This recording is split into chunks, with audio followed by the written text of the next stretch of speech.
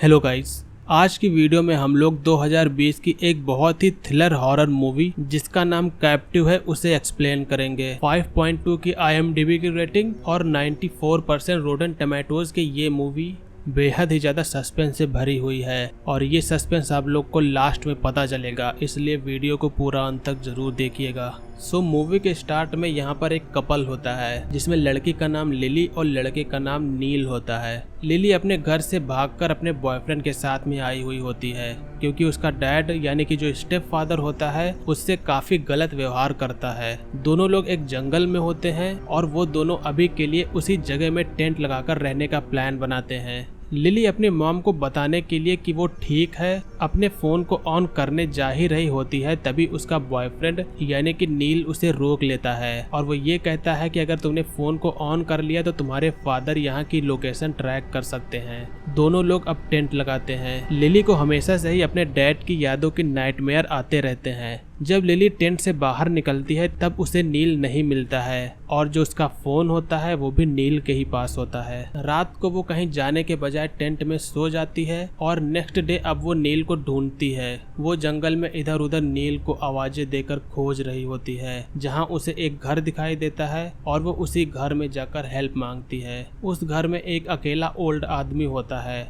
वो आदमी लिली को अंदर आने को कहता है और उसके लिए वो पानी भी लेके आता है। लिली को जस्ट कुछ समय में ही पता चल जाता है कि यहाँ पर मामला कुछ गड़बड़ है, इसलिए वो वहाँ से जाने लगती है, लेकिन वो आदमी जो होता है वो उसे जाने नहीं देता है। वो जबरदस्ती लिली का हाथ पकड़ के उसे अंदर घसीट लाता है और ये कहता है कि तुम जा नहीं सकती हो। लिली यहाँ पर काफी तेज डर जाती है, उसे बिल्कुल भी पता नहीं होता है कि यह आदमी ऐसा क्यों कर रहा है और इसके बाद में वो आदमी लिली को एक बेसमेंट में डाल देता है। लिली को बेसमेंट में कई सारी चीजें दिखाई देती हैं, जहां पर उसे एक लड़की के मिसिंग की न्यूज भी दिखाई देती है। एक्चुअली यहाँ पर सीन काफी ज्यादा टेढ़ा होता है जो आपको आगे जल्द ही पता चलेगा। अब अगले दिन वो आदमी लिली के लिए खाना लाता है तो लिली सीधा उस आदमी से अपने बॉयफ्रेंड के पास में जाने को कहती है, जिसके जवाब में वो आदमी गुस्से में उससे ये कहता है मैं तुम्हें फिर से जाने नहीं दे सकता। लिली यहाँ पर काफी कंफ्यूज हो जाती है और वो ये सोचती है कि आखिरकार ये आदमी किस बारे में बात कर रहा है।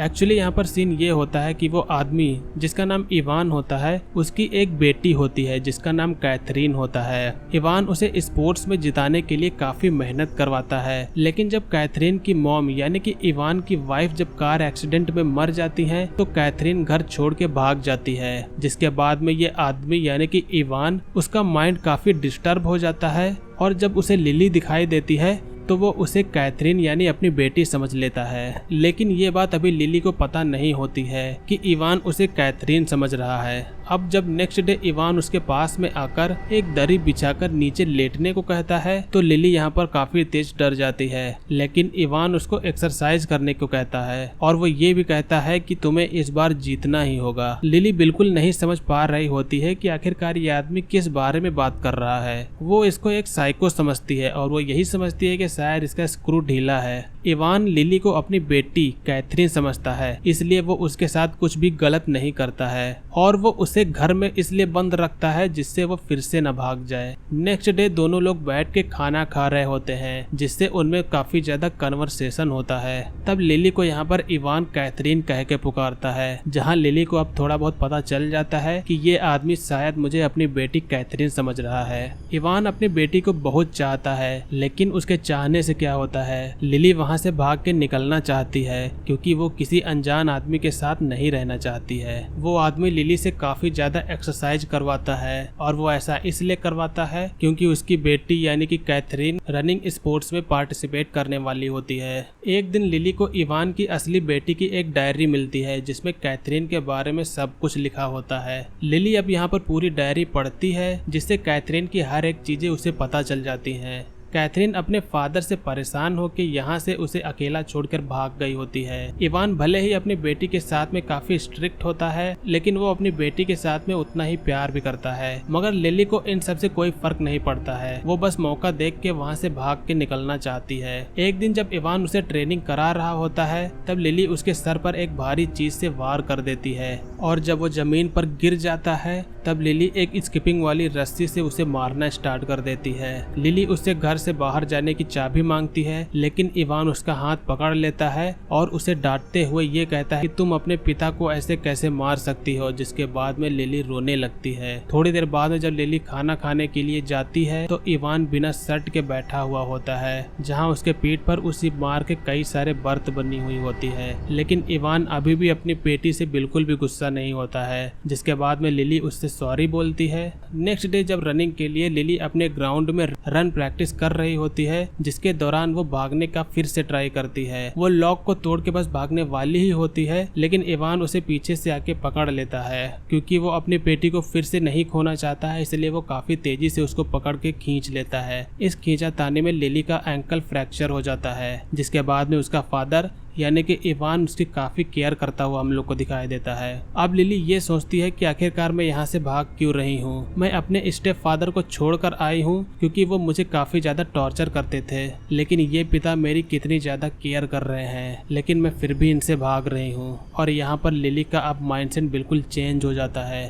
वो अपने डैड के बताए गए हुए हर चीज़ को अब करती है, उसकी हर बात को मानती है और जितनी एक्सरसाइज वो करने को कहता है वो उतनी एक्सरसाइज करती है, क्योंकि उसका कंपटीशन भी नज़दीक आने ही वाला होता है। अब कई दिनों तक पिता और बेटी दोनों साथ में खुशी खुशी रहते हैं और लिली भी अब भागने की कोशिश नहीं करती है। उसे ये सब अच्छा लगने लगा होता है। इवान की बेटी का बर्थडे यानी कि कैथरीन का बर्थडे आने वाला होता है, लेकिन लिली को इस बात का बिल्कुल पता नहीं होता है। उसे ये बात इवान के सरप्राइज के द्वारा पता चलती है। इवान अपनी बेटी को बर्थडे में एक फोन गिफ्ट में देता है। जब लिली को यहाँ पर फोन मिलता है तो वो सबसे पहले सीधा नील का नंबर अपने मोबाइल में सेव करती है। सो गाइस, अब हम लोग को यहाँ पर मूवी का सबसे ट्विस्टिंग सीन देखने को मिलता है। जब यहाँ पर इवान मार्केट से घर आता है तो घर के बाहर उसकी रियल वाली बेटी यानी कि कैथरीन उसे दिखाई देती है, और जब इवान कैथरीन को देखता है तो वो उसे बिल्कुल ही नॉर्मल रिएक्ट करता है, जिससे कैथरीन ये सोचती है कि मैं इतने दिन बाद आई हूँ और इन्हें बिल्कुल भी फर्क नहीं पड़ता है। मुझसे ये सीधा घर के अंदर चलने को कह रहे हैं और इन्होंने ये भी नहीं पूछा मैं ठीक हूँ या नहीं और मैं कहाँ थी इतने वक्त। एक्चुअली यहाँ पर इवान जो होता है उसे अपनी बेटी कैथरीन और लिली में कोई भी फर्क नहीं लगता है। उसका माइंड जो होता है वो उन दोनों में बिल्कुल भी फर्क नहीं करवा पा रहा होता है, इसलिए कैथरीन और लिली वो दोनों को ही अपनी एज ए बेटी की तरह देखता है। इसलिए कैथरीन और लिली उसे दोनों एक ही तरह लगती हैं और इसी के कारण वो कैथरीन को लिली समझकर उसी के साथ में ऐसा रिएक्ट करता है। लेकिन अपने पिता को देखकर कैथरीन कुछ नहीं समझ पा रही होती है कि आखिरकार वो उसके साथ में ऐसा रिएक्ट क्यों कर रहे हैं। अब जब कैथरीन अपने कमरे में जाती है तो उसे उसी की डायरी दिखाई देती है जो टेबल पर रखी हुई होती है। वो डायरी को खोलकर देखती है। जब वो पेज पलटकर एंड वाले पेज पर जाती है तो वो ये देखती है कि जहाँ पर उसने एंड किया हुआ होता है उसके आगे भी किसी ने लिखा हुआ है। इतने में ही लिली भी वहाँ पर आ जाती है। लिली कैथरीन से ये कहती है तो तुम आ गई, मैंने कभी सोचा नहीं था कि तुम आ भी सकती हो, आज तुम्हारा बर्थडे है, हैप्पी बर्थडे। कैथरीन यहाँ पर लिली को बिल्कुल भी नहीं पहचानती है, इसलिए वो उससे ये कहती है कि आखिरकार तुम कौन हो, ये सब क्या चल रहा है। जिसके जवाब में लिली ये कहती है कि अब मैं यहाँ रहती हूँ, तुम्हारे बेड पर सोती हूँ